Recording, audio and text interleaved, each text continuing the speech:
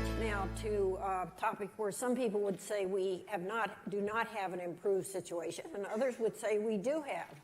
That has the combined topic of corporate governance and activists. We have seen the number of activists rise. I think you might even start off with the thought that if corporate governance was better, we wouldn't have as many activists. Would that be true? Well, if every company were being managed well, there certainly wouldn't be any reason for activists.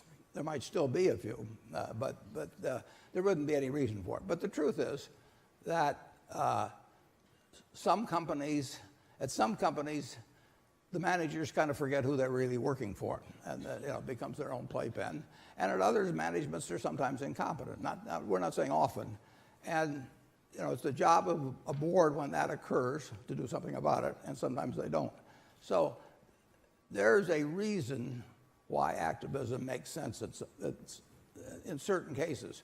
I don't think the bulk of activism relates to that. The bulk of activism just wants a quick hit. They want the stock to go up next week. And at Berkshire, I've always said we run our company for the shareholders who are going to stay and not the ones who are going to leave.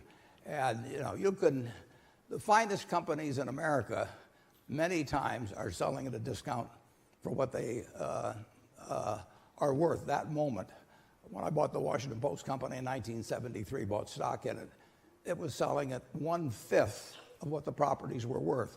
Cap Cities at the same time was selling at 1/5 of what the properties were worth. They were both wonderful companies, but the whole market was depressed. And so anytime a stock is selling below what could be realized for it is not a reason to go out and sell the business. The activists want that to happen, and of course they've attracted far more money for management. So what was a relatively small little industry 10 years ago has become a big business now. And they're like sharks; they got to keep swimming. And so as they attract more money, they have to go after things, and they stretch for targets, and you're seeing that. But there is a place for them in America. I mean, all American businesses are not being run in the interest of their shareholders with really capable management. And when that happens, change is needed, and sometimes boards do it, but other times they don't. What is your own personal appetite for joining with the activists? Well, it's zero. Zero. Yeah. Publicity, they're after results to some extent, and they're after attracting more money. I mean, these guys get paid very often on something that's a fee based on both assets managed, and performance. And if you can get $20 billion under management and you charge 2 and 20, the 20 really doesn't get to be that important. The 2 is $400 million a year. I mean, so attracting money is enormously important to anybody in the investment business. And different styles become popular from time to time. And as soon as they do, people rush in to say, that's my style, so that they'll attract management. Carol and I had a friend that described Wall Street in terms of the way it operates as having the innovators, the imitators, and the swarming incompetents. And essentially, that's the way money attraction is. I mean, hedge funds started out, they really didn't start out with A.W. Jones, no. But Carol made them famous for starting out with A.W. Jones.